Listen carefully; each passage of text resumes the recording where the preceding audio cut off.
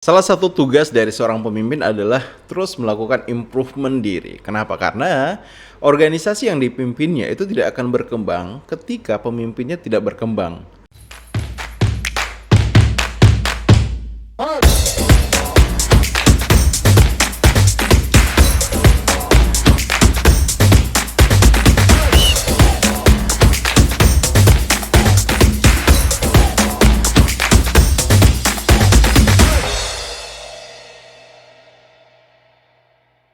Dan batasan bagaimana sebuah organisasi yang dipimpinnya itu akan bisa maju tergantung dari seberapa besar kemajuan yang terus dibuat oleh seorang pemimpin.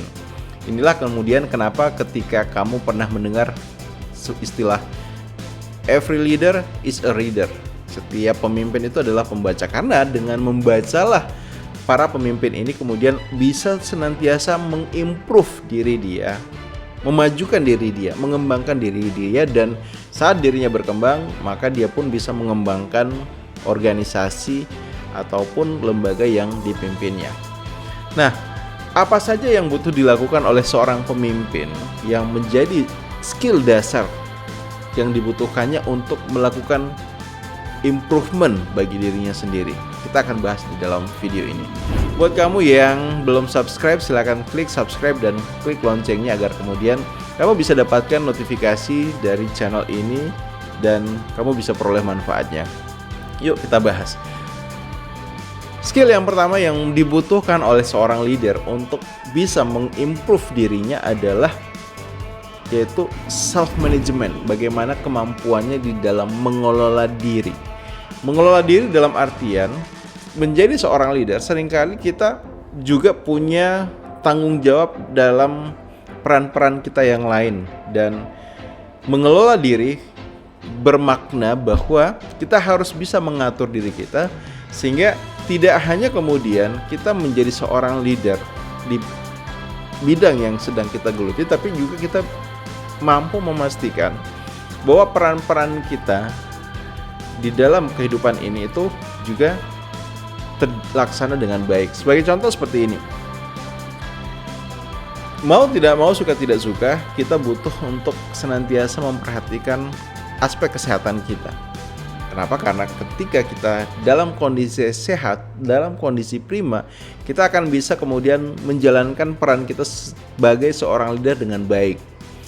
Ketika kita sakit ataupun dalam kondisi lemah, kita cenderungnya memberikan sebuah aura yang kurang memberdayakan kepada tim, dan pada akhirnya itu juga akan mempengaruhi kemampuan kita di dalam memimpin. So, memperhatikan kesehatan diri juga adalah hal yang sangat penting. Selain itu, kita juga misalnya sebagai seorang pemimpin, ya kita punya kehidupan pribadi, kita punya keluarga, kita punya pasangan, kita punya anak, kita punya orang tua yang juga menjadi tanggung jawab kita untuk senantiasa bisa memberikan perhatian kepada mereka ataupun hadir terlibat di lingkungan mereka, di sekitar mereka. Nah, dalam hal ini ya kita butuh menyeimbangkan antara kehidupan kita sebagai seorang profesional, ya kehidupan kita sebagai seorang leader di organisasi yang kita pimpin, dan kehidupan kita sebagai bagian dari keluarga. Begitu juga sebagai bagian dari sebuah masyarakat. Kehidupan sosial kita pun juga butuh kita perhatikan. Dan hal lainnya yang berkaitan dengan self management itu adalah bagaimana kita juga terus belajar untuk melakukan improvement, ya. Meningkatkan skill kita, pengetahuan kita, wawasan kita, sehingga dari pengetahuan dan wawasan kita yang bertumbuh, maka ini akan memberikan sebuah improvement di dalam diri kita yang bisa kita gunakan di dalam mengimprove organisasi kita. Nah, hal lainnya yang ada di dalam kehidupan kita adalah tentang bagaimana kesehatan mental kita. Ya, jadi tuntutan pekerjaan, tuntutan target, tuntutan bagaimana kita bisa menyelesaikan berbagai masalah, konflik yang ada, itu seringkali bisa membuat kita menghadapi yang namanya stres, menghadapi yang namanya beban kerja yang berlebih, dan itu semua tidak akan sehat kalau kita kemudian tidak belajar bagaimana kita melakukan proses belajar mengendalikan emosi, mengendalikan kemarahan kita, misalnya rasa kesal kita atau apapun. Nah, jadi cara-cara inilah yang kemudian atau hal-hal inilah yang kemudian butuh untuk kita perhatikan, butuh kita manage itu, agar sebagai seorang pemimpin kita tetap bisa punya kehidupan yang seimbang. Selanjutnya, yang kedua, yang dibutuhkan di dalam mengimprove diri kita sebagai pemimpin itu adalah kita butuh untuk kemudian punya kemampuan di dalam memanage waktu, ya. Jadi memanage waktu ini adalah time management, ini adalah juga hal penting yang kita butuhkan agar bisa membantu kita mengimprove diri kita. Nah, tadi sudah dijelaskan ya bahwa sebagai pemimpin ya kita punya peran-peran lain di dalam keluarga, di dalam masyarakat, di dalam kehidupan sosial. Bahkan untuk diri kita sendiri kita punya kewajiban-kewajiban memperhatikan bagaimana kesehatan kita, memperhatikan kondisi spiritual kita, memperhatikan bagaimana kondisi keuangan kita, kemudian berbagai macam halnya. Nah, itu semua butuh waktu, butuh pengelolaan waktu yang baik agar kemudian bisa diseimbangkan dengan baik, dikelola dengan baik. Dan pengelolaan waktu inilah yang akan sangat-sangat penting dikuasai oleh seorang pemimpin agar bisa menjalani kehidupan yang balance, termasuk juga bisa mengoptimalkan perannya sebagai pemimpin. Nah, video ini akan saya share, di dalam video ini saya akan share satu teknik yang itu menarik dan cukup efektif untuk bagaimana kita memahami bagaimana persisnya sisi kita saat mau mengelola waktu. Nah, pendekatan ini dikenalkan oleh Stephen Covey. Kamu bisa cek ya di buku Seven Habits. Nah, di situ dijelaskan secara detail. Tapi saya akan share dengan kamu gambaran besarnya. Jadi, dalam mengelola waktu, pada prinsipnya kita sebenarnya butuh memahami dulu. Dalam aktivitas kita sehari-hari itu ada aktivitas yang pertama, dia merupakan hal-hal yang penting, yang prioritas. Dan ada ternyata hal-hal yang kita lakukan setiap harinya dalam kehidupan ini ternyata bukanlah hal yang prioritas gitu. Ya, artinya sesuatu yang nggak begitu penting. Itu yang pertama. Yang kedua adalah dari hal-hal yang kita lakukan setiap harinya, setiap saat itu ada yang konteksnya dia sesuatu yang sifatnya mendesak untuk dilakukan, dan ada yang sifatnya bisa ditunda itu ya. Bahkan bisa di-skip. Ya, jadi sesuatu yang tidak bisa mendesak.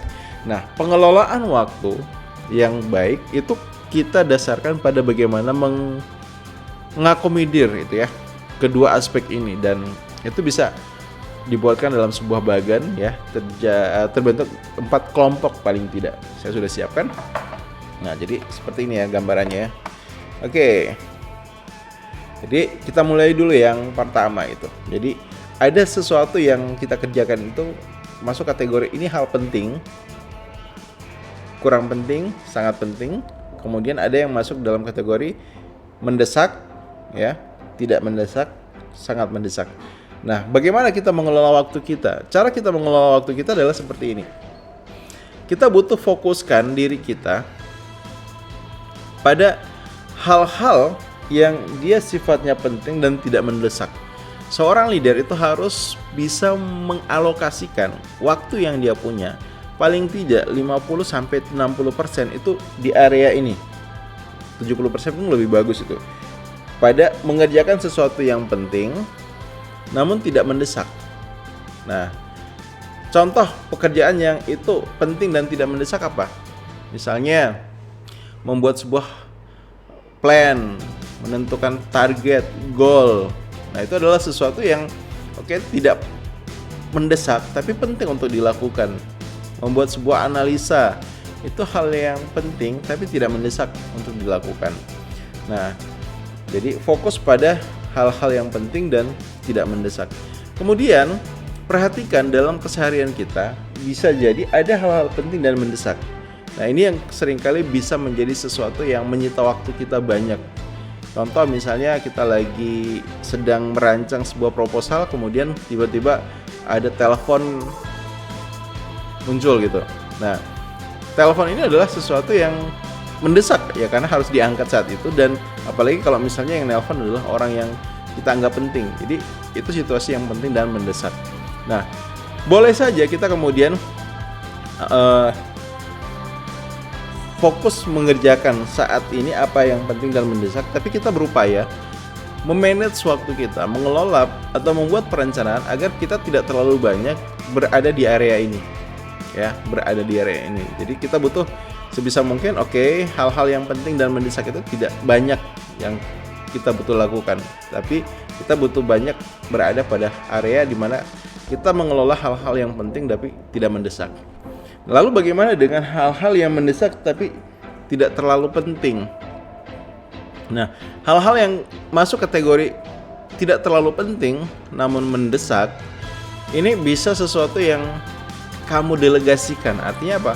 Kalau memungkinkan untuk kamu minta orang lain bantu mengerjakan, ya kamu minta mereka mengerjakan hal itu. Karena sekali lagi, karena ini tidak terlalu penting, maka bisa kamu coba delegasikan itu kepada orang lain, ya. Dan sebisa mungkin belajar untuk menghindari, ya, mengurangi aktivitas kita pada hal-hal yang itu sudah tidak penting dan tidak mendesak. Nah, jadi cara inilah yang kemudian bisa kamu lakukan untuk bagaimana bisa memanage waktu kamu agar kamu bisa kemudian melakukan improvement di dalam diri dan membantu kamu di dalam menjalani peran sebagai seorang pemimpin. Oke?